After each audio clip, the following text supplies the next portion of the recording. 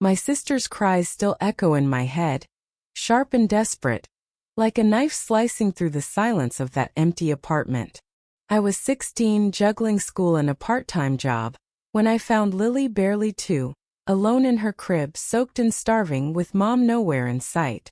It was a Tuesday, the kind of gray, miserable day that makes you want to stay in bed. I'd come home from my shift at the diner, expecting to see Mom passed out on the couch, her usual spot after a bender. Instead, the apartment was eerily quiet. No TV blaring, no clinking bottles, just an unsettling stillness. Then I heard it, Lily's wail, weak but insistent, coming from her room. My heart dropped. I ran in and found her, red-faced, her tiny hands gripping the crib bars like she was holding on for dear life. The apartment reeked of neglect. Dirty diapers piled in a corner, empty formula cans on the counter, and a note from Mom scrawled on a crumpled receipt. Back soon. Handle it, Jess. 2 days. That's how long she'd been gone. 2 days of Lily crying, unfed, unchanged, alone. I was shaking as I picked her up, her little body trembling against mine. I didn't know whether to scream or cry, so I just held her, whispering promises I wasn't sure I could keep. You're okay now, Lily. I've got you. Mom had always been a mess, booze, bad boyfriends, worst decisions, but this was a new low. I'd spent years cleaning up after her, making excuses, telling myself she'd get better. But leaving a toddler alone? That was the line. I wasn't just angry, I was done. I cleaned Lily up, fed her what little we had, and made a decision right then. I was going to raise her. Me, Jessica Marie Holt, a high school junior with $47 in my bank account, and a chip on my shoulder the size of Texas. The next few weeks were a blur. I dropped out of track to pick up extra shifts at the diner, sneaking Lily into the back booth when I couldn't afford a sitter. My boss, Carla, was a saint, slipping me extra tips and leftovers for Lily. I learned to change diapers, make bottles, and sing lullabies off-key to calm her nightmares. Lily started calling me Sissy, her big brown eyes lighting up every time I walked into the room. It was exhausting, but those moments, her tiny hand in mine, her giggles when I tickled her, made it worth it. For the first time, I felt like I was enough. Then Mom came back. 3 months after she'd vanished, she showed up at the apartment, sober for once, with a new haircut and a story about rehab. She looked almost like the Mom I remembered from before Dad left, when she'd bake cookies and read us bedtime stories. Almost. I'm better now, Jess, she said, her voice soft but shaky. I want my baby back. I laughed, bitter and sharp. Your baby? You left her to starve, Mom. You don't get to just waltz back in. Her face crumpled, but I didn't care. I'd seen her sorry act before, tears, promises, a week of good behavior before she'd spiral again. Lily wasn't a toy she could pick up and drop when it suited her. But Mom wasn't backing down. She started showing up at the diner, calling me nonstop, even talking to a lawyer about custody. The system didn't care that I'd been the one keeping Lily alive. I was a minor, a kid myself. Mom was her legal guardian and she knew it. The fight for Lily became my whole world. I spent nights researching custody laws, scraping together money for a lawyer I couldn't afford. My grades tanked, my friends stopped texting, and I barely slept. But every time I looked at Lily sleeping peacefully with her stuffed bunny, I knew I couldn't give up. She deserved better than Mom's chaos. She deserved me. One night after a double shift, I came home to find Mom sitting on our couch, holding Lily. My heart stopped. Get out, I said, my voice low, dangerous. Lily looked confused, clutching Mom's shirt but reaching for me. Mom didn't move. She's my daughter, Jess. You can't keep her from me forever. I wanted to scream, to throw something, to make her feel the fear I'd felt finding Lily alone. Instead, I took a deep breath and picked up Lily, who buried her face in my shoulder. You don't get to decide what's forever, I said. Not anymore. The weeks that followed were a war. Mom filed for custody, claiming she was sober and stable. She had a job now, a one-bedroom apartment, and a social worker who bought her sob story. I had nothing but my love for Lily and a stack of receipts proving I'd been the one buying her formula, clothes, and medicine. The lawyer I managed to hire, a pro bono guy named Mr. Daniels, warned me the odds were against me. "You're 17, Jess. The court favors biological parents, especially if they're showing improvement." Improvement. The word made my skin crawl. Mom's improvement was a performance, a temporary act to get what she wanted. I'd seen it too many times. Her promising to change only to disappear again. But the court didn't care about my gut instinct. They wanted proof and I didn't have enough. The hearing was set for a month away, and I spent every spare moment preparing. I documented everything. Lily's schedule, her favorite foods, the way she'd cry out for me when she was scared. I begged Carla and my teachers to write letters vouching for me. I even tracked down neighbors who'd seen Mom's neglect firsthand. But doubt not at me. What if I lost? What if Lily ended up back in that empty apartment, waiting for a mom who might never show up? One evening, as I was rocking Lily to sleep, she grabbed my finger and whispered, "Sissy, stay." My throat tightened. I kissed her forehead and promised, "Always, kiddo." But the fear lingered. Mom was fighting dirty, spreading lies about me being unstable and too young to care for Lily. She even told the social worker I'd been neglecting my schoolwork, as if she'd ever cared about my grades. The night before the hearing, I couldn't sleep. I sat at the kitchen table, staring at a photo of me and Lily at the park, her smiling as she chased bubbles. I'd given up so much me social life, my dreams of college, my childhood to keep her safe. But what if it wasn't enough? What if the court saw me as just a kid playing house? The hearing room was cold, sterile like a hospital. Mom sat across from me, looking polished in a blazer I'd never seen before. Lily was with a sitter. Thank God I couldn't bear her seeing this. The judge, an older woman with sharp eyes, listened as Mom's lawyer painted her as a reformed mother, desperate to make things right. I wanted to scream that it was all a lie, but Mr. Daniels kept me calm, his hand steady on my shoulder. When it was my turn, I stood, my voice shaking but clear. "I'm not perfect. I'm 17, I work at a diner, and I'm barely keeping it together. But I love Lily more than anything.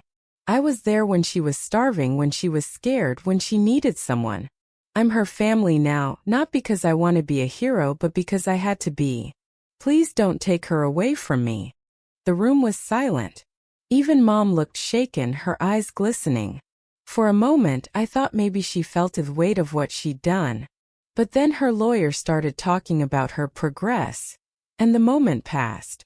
The judge didn't decide that day. She said she needed time to review the case, to talk to the social worker, to weigh the evidence. I left the courtroom feeling like I'd been gutted. All I could do was go home, hold Lily, and wait. That night, Mom showed up again. She didn't knock, just stood in the doorway, looking smaller than I'd ever seen her. "Jess," she said, her voice breaking. "I know I messed up, but I'm trying. I want to be her mom again." I didn't yell this time. I was too tired. "You had your chance, Mom. You left her. You left us both." She cried, and for the first time I didn't feel angry, just empty. I wanted to believe she could change, but I couldn't risk Lily's life on it. Not again. The days after the hearing were a fog of anxiety. I went through the motions, feeding Lily, working shifts, smiling for her sake, but inside I was unraveling. Every creak of the apartment door made me jump, half expecting a social worker to take her away. Lily, oblivious to the storm, would toddle around, dragging her stuffed bunny, singing made-up songs. Her innocence was my anchor, but it also terrified me. What if I failed her? Mom kept coming around, each visit more desperate.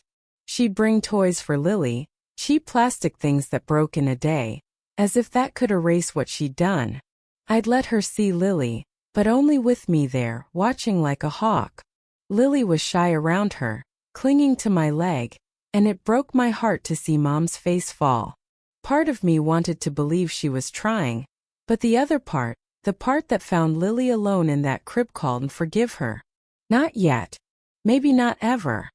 Mr. Daniels called a week after the hearing with an update. The judge wanted a home visit to see how Lily was doing with me. It was a chance, he said, but also a risk. If the social worker thought I was in over my head, it could tip the scales in Mom's favor. I spent the next 2 days scrubbing the apartment, stocking the fridge, and hiding the fact that I was barely holding it together. I even borrowed a proper bed for Lily from Carla, replacing the hand-me-down crib that creaked with every move. The social worker, Ms. Rivera, was younger than I expected, with kind eyes but a clipboard that made me nervous. She sat on our couch, watching as Lily colored a picture of a lopsided sun. "She seems happy," Ms. Rivera said, her pen scratching notes. "How are you managing, Jessica? This is a lot for someone your age."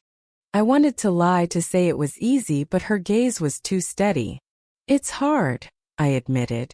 "I work late, I'm tired all the time, and I'm scared I'm not enough. But Lily's safe with me. She's loved." That's more than she had before. Ms. Rivera nodded, jotting something down.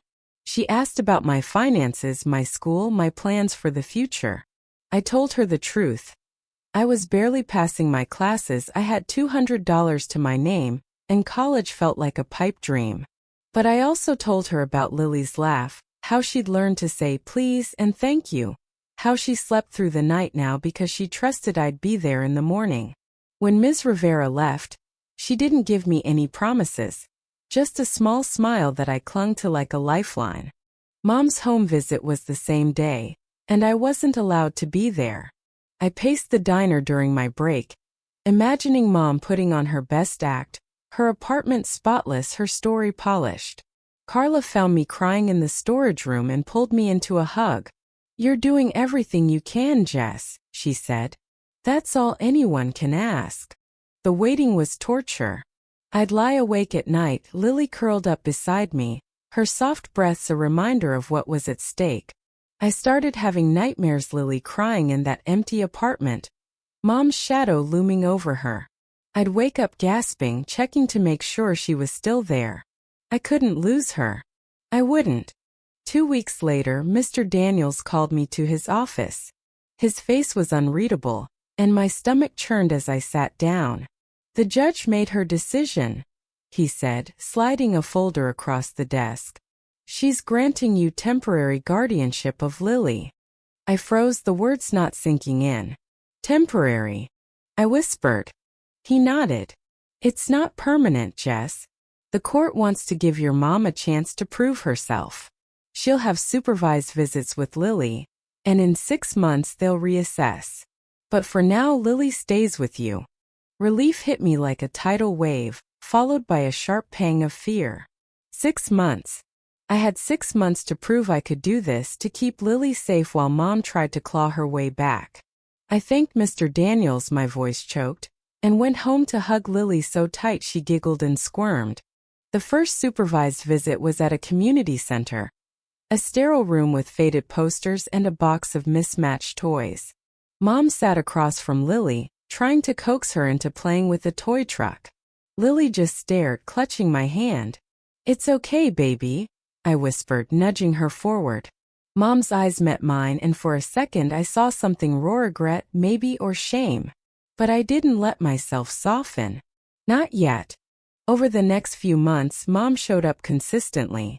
She was sober, working a steady job at a grocery store, and even started therapy. She'd talk to Lily about silly things, cartoon characters, ice cream flavors, and Lily started warming to her, giggling at her stories. I watched from the sidelines, torn between hope and dread. Was this real or just another act? I wanted to believe she could change for Lily's sake, but trust was a luxury I couldn't afford. Meanwhile, I was drowning. The diner cut my hours and bills piled up. I started selling old clothes online to make ends meet, but it wasn't enough. One night, I found myself crying over a stack of unpaid bills. Lily asleep in the next room. I felt like I was failing her, just like Mom had. That's when Carla stepped in again, offering me a loan and a referral to a local program for young caregivers. It wasn't much, but it gave me breathing room, a chance to focus on Lily without the constant weight of money. School was another battle. My guidance counselor, Mrs. Lee, pulled me aside one day, her face stern but kind. "You're smart, Jess, but you're slipping. You could still get into college, maybe on a scholarship. Don't give up on yourself." Her words stung because I wanted that Futuria degree, a better life for me and Lily, but it felt so far away. Still, I started studying again, squeezing in homework during Lily's naps, determined to prove I could do both. Be a sister and a student. As the 6-month mark approached, the tension grew. Mom was doing everything right, therapy, job, sobriety, but I couldn't shake the fear that she'd slip. The social worker, Ms. Rivera, met with me again, this time at the apartment. Lily was playing with blocks, humming to herself, and Ms. Rivera watched her with a smile. "You've done an incredible job, Jessica," she said. "But your mom's made progress too. The court will have to decide what's best for Lily long term." The final hearing was a week later. I wore my best outfit, a thrift store blazer and jeans, and stood in front of the judge, my heart pounding. Mom was there, looking nervous but composed, her lawyer whispering in her ear. Mr. Daniels had prepared me for every scenario, but nothing could prepare me for the weight of that moment. The judge spoke calmly, her voice cutting through the silence. "This is a difficult case. Jessica, you've shown extraordinary maturity and love for your sister. You've given her stability when she needed it most. But Ms. Holt, you've demonstrated significant progress in addressing your past mistakes.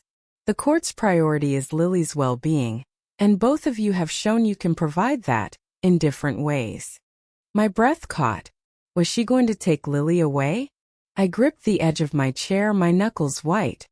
"After careful consideration," the judge continued, "I'm granting joint custody. Jessica, you'll remain Lily's primary guardian. But Ms. Holt will have increased visitation rights, with the goal of transitioning to shared custody if her progress continues.